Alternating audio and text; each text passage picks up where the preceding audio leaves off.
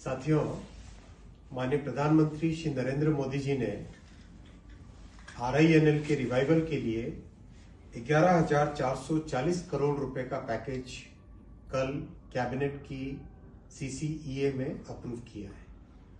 ये बहुत बड़ा एक रिवाइवल पैकेज है। RINL देश के स्टील सेक्टर में एक बहुत इंपॉर्टेंट कंपनी है जो कि आंध्र प्रदेश में स्थापित है और ये यूनिकनेस है इसकी कि ये पोर्ट बेस्ड स्टील प्लांट है।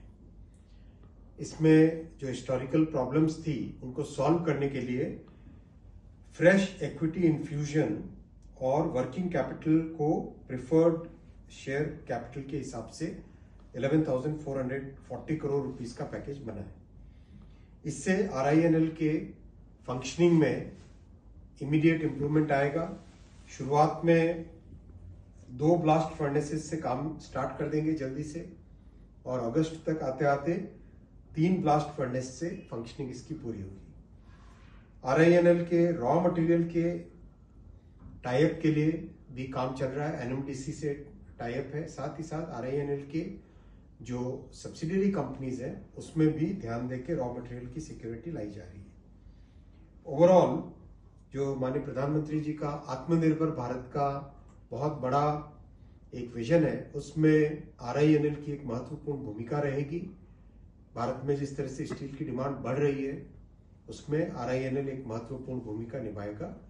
RINL के सभी कर्मचारियों को और उससे जुड़े हुए सभी पूरे के पूरे इकोनॉमिक एक्टिविटीज में जुड़े हुए सभी लोगों को शुभकामना और माननीय प्रधानमंत्री जी को बहुत धन्यवाद कि इतना एक बहुत शानदार पैकेज, बहुत ही बड़ा एक पैकेज आपने अप्रूव किया।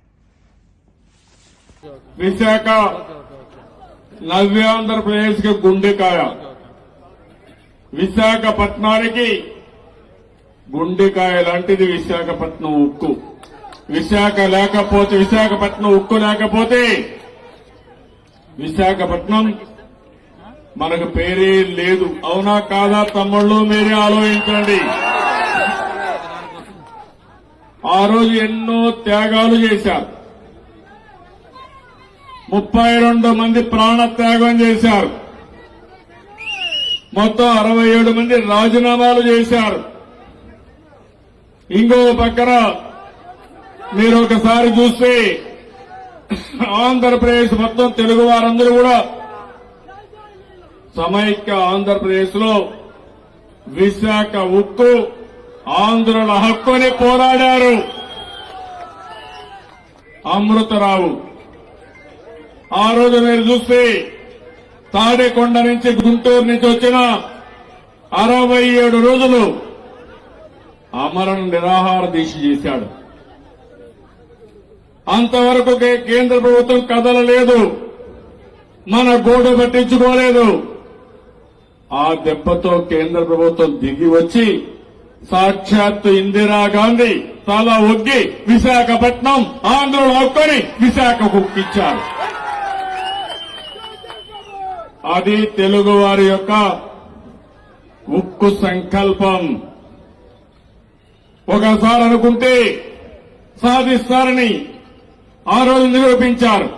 ఈ తరపున నేను పోరాడుతా, మీరు అన్ని విధాలు మీకు అండగా ఉంటా. మీ పోరాట ఉద్యమానికి నేను సహకరిస్తా. మీ లక్ష్య స్థానంలో నేను భాగస్వామి అవుతా.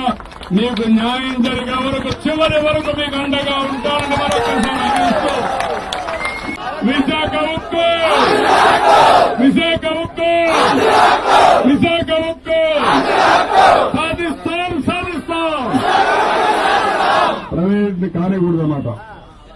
విశాఖ ఉక్కు ఫ్యాక్టరీ ఉంది, ప్రైవేటీకరణ చేస్తున్నారు వీళ్ళు. మన హక్కులు ఆంధ్ర హక్కు కాపాడుకుంటారు చెప్పారు. సాధిస్తాం, సాధిస్తాం, సాధిస్తాం, సాధిస్తాం, సాధిస్తాం, సాధిస్తాం.